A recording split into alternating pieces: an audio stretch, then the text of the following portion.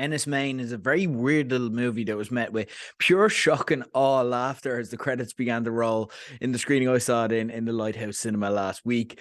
If you've got similar horror palette to me, you'll love 70s horror, mainly because there wasn't a roadmap for what was considered good horror then. So a lot of weird stuff just happened in its own time, and the plot unraveled like vomit that will come up whenever it comes up.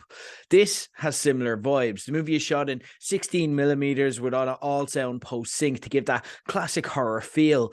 It's the kind of movie you find yourself stumbling upon at 2 a.m. during a bout of insomnia, and then half an hour later, you have no idea why you're still watching, but you absolutely can't stop. The minimalist plot follows Mary Woodvine, who played a person who's named only as the volunteer, and is isolated on an island off the coast of Cornwall, making daily observations of the flora there.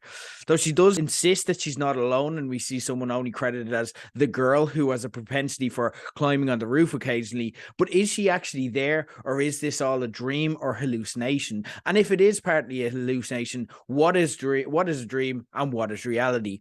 Similar to The Shining, The Solitude seems to have had a triggering effect on the volunteer as she begins to lose her grip on reality. This is written and directed by Mark Jenkin and isn't so much a story, and don't anticipate everything kind of coming together and making sense in the end. Jenkin refuses to discuss or explain the plot, so what this is all about is really up to how you take it and perceive it yourself. This, instead, is more like a vibe, an experience. It's frankly a bit of an acid trip.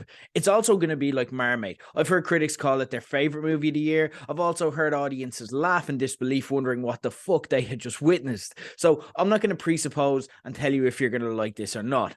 But if you, like me, embrace getting lost in those weird 2 a.m. insomnia fever dreams every now and then, well, I won't go overboard and say that this profoundly affected me, or I'll be considering at the end of the year one of my favourite movies. It's a perfectly fun and weird way to spend an hour and a half of your life.